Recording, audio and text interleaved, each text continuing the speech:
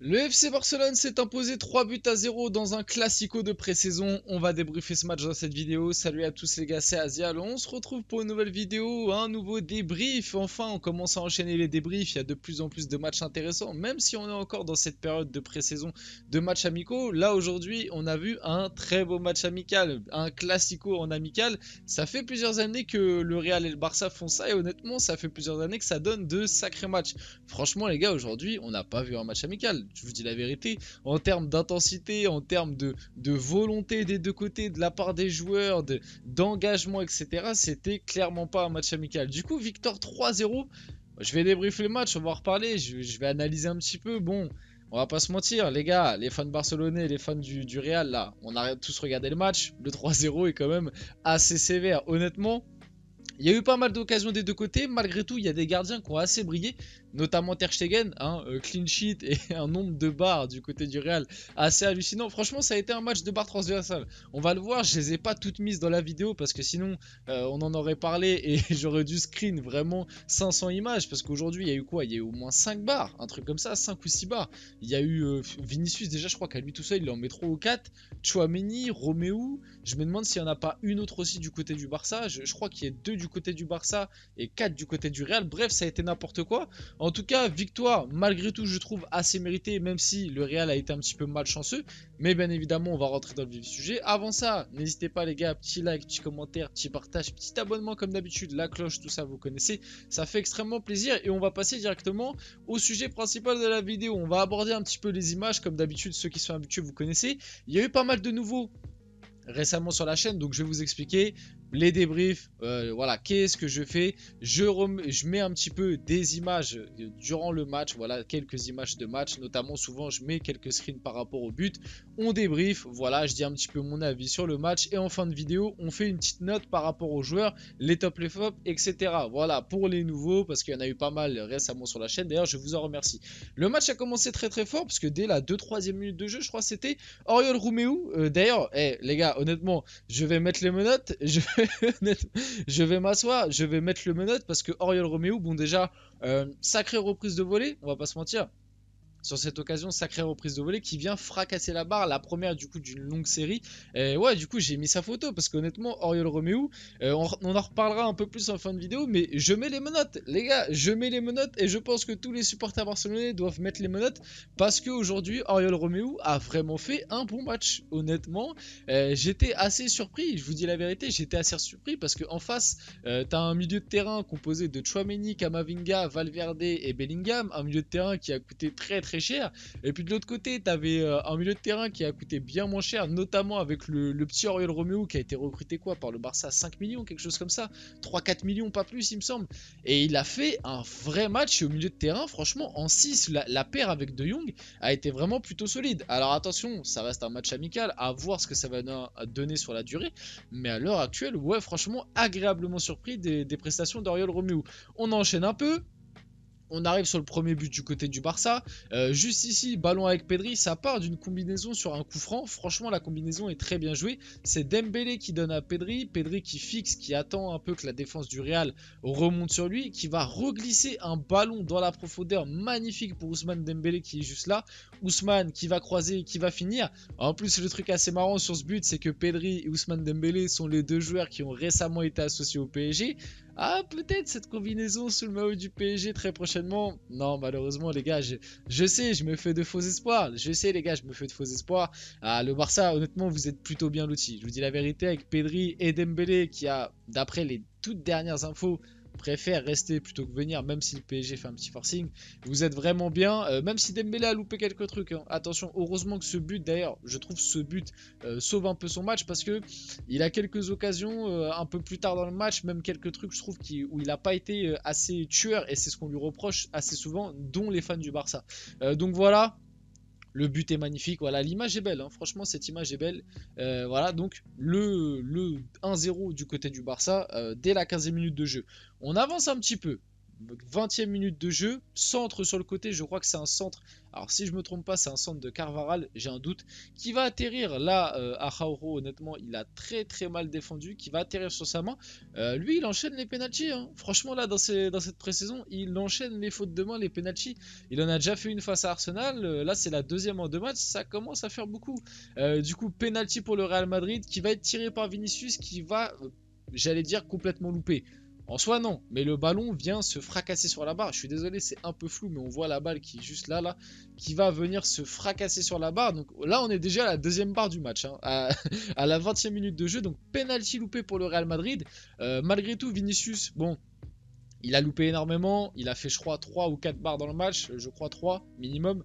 Mais malgré tout, moi Vinicius, je trouve que c'est un match plutôt bon de sa part. Parce qu'honnêtement, encore une fois, je vais me répéter et je vais enchaîner un petit peu ce que je disais sur mes anciens débriefs, du Real lors de la saison dernière. Mais à l'heure actuelle, moi je suis désolé, hein, offensivement, si t'as pas Vinicius, le Real Madrid c'est très très pauvre. Il y a de la qualité, t'as du Rodrigo, là t'as Bellingham qui est placé en milieu un peu plus haut, qui oui est pas mal et t'apporte des choses offensives et tout. Enfin, est très bon même Bellingham, mais voilà, honnêtement, Vinicius te déséquilibre tellement les défenses, te fait tellement de différence à lui seul qu'à côté, franchement, l'apport d'un Rodrigo, d'un Bellingham ou même d'autres milieux de terrain ou des latéraux, elle est si faible. Et honnêtement, t'enlèves Vinicius à l'heure actuelle dans cette équipe, le Real Madrid est quand même une équipe qui, offensivement, je trouve, a de très grosses lacunes. Voilà, je vous dis la vérité, c'est mon avis là-dessus. N'hésitez pas à me dire ce que vous en pensez un peu dans les commentaires, mais à part Vini, honnêtement, offensivement, je trouve le Real Madrid pas très inquiétant. Bref, on arrive ensuite à cette frappe de Tchouaméni qui intervient vers la 30e minute de jeu. Frappe vraiment incroyable, Tchouaméni qui est juste là, le ballon qui part très vite, on voit la balle qui arrive là, malheureusement une nouvelle barre pour le Real Madrid. Non, je crois que c'était même début de deuxième mi-temps, c'était pas 30e minute parce qu'on voit ils ont changé de camp. Ça devait être début de deuxième mi-temps, d'ailleurs début de deuxième mi-temps où le Barça a très très bien débuté, le Real a pris une très grosse pression. J'en ai pas parlé aussi en première mi-temps, mais la première mi-temps je l'ai trouvé assez équilibré, ça a été un peu du 50-50, le Barça qui a fait 15-20 très grosses premières minutes jusqu'au penalty à peu près, et une fois que le Real Madrid a obtenu ce penalty qu'il a loupé, je trouve que le Real Madrid s'est reprocuré bien plus d'occasions et a eu un peu plus de maîtrise avec la balle, même si le Barça a toujours essayé de jouer ce fameux jeu de possession et jouer de relance courte. Je trouvais le Real un peu plus dominant. Voilà, la deuxième mi-temps, du coup, comme je l'expliquais, par contre, à contrario, j'ai trouvé le Barça un peu plus dominateur en deuxième mi-temps, notamment sur les 15-20 premières minutes de la deuxième mi-temps, où ils ont vraiment installé un très gros pressing, un très gros volume d'occasion et une très forte possession. Même si après, en fin de match, encore une fois, le Real a un peu mieux réagi, je trouve, même si du côté du Real, les changements, je les ai pas trouvés hyper pertinents, je vous dis la vérité. Notamment, bon, Joselu, il nous a gratifié d'une très belle retournée lors du dernier match. Bon, là, je trouve sa rentrée, elle est un peu plus anecdotique. La rentrée de Modric et Kroos, bon, bah là, ça me permet d'en parler, mais le deuxième but du Barça intervient sur une perte de balle de Kroos juste ici. Alors, il y a peut-être une petite faute d'Ansu Fati. J'ai revu les images. Kroos, malgré tout, lâche le ballon et après, Ansu Fati le percute. Mais pour moi, Kroos en rajoute parce qu'il sait qu'il a fait une relance de merde. Mais après, faut être honnête, Ansu Fati le touche. Alors, n'hésitez pas à me donner vous votre avis dans les commentaires sur cette action. N'hésitez pas à la revoir. Sur le deuxième but du Barça, la perte de balle de Kroos. Est-ce que pour vous, il y a faute d'Ansu Fati ou pas? Malgré tout, même s'il y a contact et tout, je dirais plus au vu de l'action que Kroos en rajoute parce qu'il a vu qu'il a perdu la balle plus qu'une réelle faute d'Ansu Fati. Donc je dirais que l'arbitre a très bien décidé sur cette action. En tout cas, mauvaise relance de Kroos qui, je trouve, a fait une très mauvaise rentrée. Modric a été un peu mieux, mais Kroos, j'ai pas du tout aimé son entrée. Perte de balle, du coup, Sergi Roberto qui la récupère, qui lui a envoyé un bon petit ballon, franchement une surprise. Encore une fois, un petit peu comme Oriol Romeu où j'ai attaché j'ai mis les menottes et j'ai levé les bras. Là, le petit Fermin qui rentre, voilà, un petit peu inconnu au bataillon. Il est rentré à quelle minute de jeu d'ailleurs? Je vais essayer de vous dire ça. Voilà, rentré à la 66e minute de jeu. Arrivé à la 85e, parce que les deux buts du Barça ont été marqués assez tard dans le match, les deux derniers buts. Voilà, il vient, il récupère la balle, hop, petite passe de Sergi Roberto, là sur la récup, comme on a dit. Et là, il vient t'envoyer un boulet de canon. Alors vraiment, boulet de canon du gauche. Je vous dis la vérité, je sais même pas s'il est gaucher ou droitier. Je vais vérifier vite fait si c'est possible. Je ne sais même pas et je ne vois pas là, ce n'est pas inscrit sur OneFootball, mais ouais, Fermin, les gars, il t'a envoyé une frappe du gauche assez incroyable. 2-0 pour le Barça et c'est pas fini. En parlant de Fermin Lopez, voilà. Petite célébration et tout, magnifique. Franchement, inconnu, moi perso, je connaissais pas, c'est une assez bonne surprise. Et c'est pas fini, les gars, parce que le 3-0 intervient quelques minutes après, j'allais dire secondes, mais je vais pas abuser. 5 minutes après, voilà, début du temps additionnel, on est à la 90e, plus 30 secondes, quelque chose comme ça. Ballon perdu au milieu de terrain de la part des joueurs du Real Madrid, voilà, franchement, le milieu de terrain du Real Madrid en deuxième mi-temps, je l'ai trouvé assez mauvais. Il s'est fait un petit peu marcher dessus et j'ai pas l'action juste avant, mais le ballon pour moi, tu dois pas le perdre à cet endroit-là du terrain. Tu dois pas perdre ton duel en fait. Tu dois pas perdre la possession à cet endroit-là du terrain, surtout que tu es en supériorité numérique. Ballon du coup qui va dans les pieds de Fermin, qui là encore une fois une très belle vista. Honnêtement, la passe est pas évidente. Il va t'envoyer un petit ballon lobé pour Ferran Torres. Ferran Torres qui va en profiter même pour lober Thibaut Courtois et inscrire le 3-0 tranquillement dans le but vide. Du coup 3-0 pour le Barça. Ter Stegen qui a été élu homme du match. Pour finir cette vidéo, c'est assez logique les gars parce que j'en ai pas parlé, mais le Real s'est procuré pas mal d'occasions et notamment, je les ai pas toutes mises, mais il y a Vinicius qui a fait 2 autres barres que j'ai pas mises dans la vidéo et Vini a fait énormément de différence. Ter Stegen a fait aussi pas mal d'arrêts. Au niveau des tirs, vite fait, si je dois vous dire, la possession ça a été assez équilibré et vous voyez au niveau des tirs, le Real Madrid a quand même fait 29 tirs. À côté, le Barça en a fait 12. Alors certes, au niveau des tirs cadrés, 7 du côté du Barça, donc les tirs du Barça ont été un peu plus réalistes. Du côté du Real, on est sur 5 tirs cadrés, mais comme je vous l'ai dit, le Real a fait au moins 4 ou 5 barres.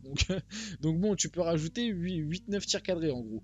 Parce que les tirs cadrés ne comptent pas, enfin les barres ne comptent pas comme des tirs cadrés. Bref, pour finir cette vidéo un petit peu, je vais parler un peu des prestats individuels. Du côté du Barça, Oriol Romeu, franchement, très bon match, bravo. Pedri aussi a fait un bon match, Ter Stegen, bien évidemment. Après sinon... Sur le banc des remplaçants, Fermin qui est rentré. Le reste des titulaires, ça a été bon, mais de là à en faire des tops, je n'irai pas jusque là non plus. Ouais, après niveau des rentrées, ce serait à peu près tout. Niveau Barça, il y a Ansu Fati que j'ai bien aimé sa rentrée, mais c'est pas un top non plus. Ouais, c'est tout. Et niveau flop côté Barça, Lewandowski qu'on n'a pas beaucoup vu, mais je dis flop, c'est quand même assez dur, je trouve. Derrière Koundé, j'ai pas trop aimé non plus. Araujo a quand même été bon malgré le penalty provoqué, faut pas abuser. Passons du côté du Real. Côté du Real en flop, je vais commencer par les flops. Moi côté Real, je mettrais Valverde que j'ai pas du tout trouvé bon. Je mettrais Rodrigo. Franchement Rodrigo, voilà, je suis peut-être un peu dur avec Rodrigo et peut-être que flop c'est un peu dur parce qu'il a quand même fait quelques trucs, mais j'en attends un peu plus personnellement d'un Rodrigo. Après dans les rentrées, comme je vous ai dit, j'ai pas aimé la rentrée de Toni Kroos. José Lu, ça a été assez anecdotique. Par contre en top, Fran Garcia qui est rentré à la mi-temps je crois, ou juste un peu avant, ça va, j'ai bien aimé la rentrée de Fran Garcia. Sinon Vinicius, moi je le mets en top malgré le penalty loupé et tout, malgré le nombre de barres astronomiques, moi je trouve que c'est le danger principal de ce Real Madrid. Et un dernier petit top, j'hésite un peu, franchement c'est assez compliqué. La rentrée de Modric a été bonne. Bellingham ça a été pas mal, mais je sais pas en top. Je mettrais peut-être Tchouaméni, même s'il y a eu pas mal de pertes de balles et tout dans les passes et tout, j'ai encore un peu de mal avec Tchouaméni sur certains trucs, mais à la récup il a quand même été important. Allez vas-y, je mettrai Tchouaméni en dernier top. Bref, on arrive sur la fin de cette vidéo, j'espère qu'elle vous a plu. Si c'est le cas, n'hésitez pas, le petit like, le petit commentaire, le petit partage, le petit abonnement, ça fait toujours plaisir et ça aide pour le développement de la chaîne. C'était Azial et on se retrouve très rapidement pour une prochaine vidéo.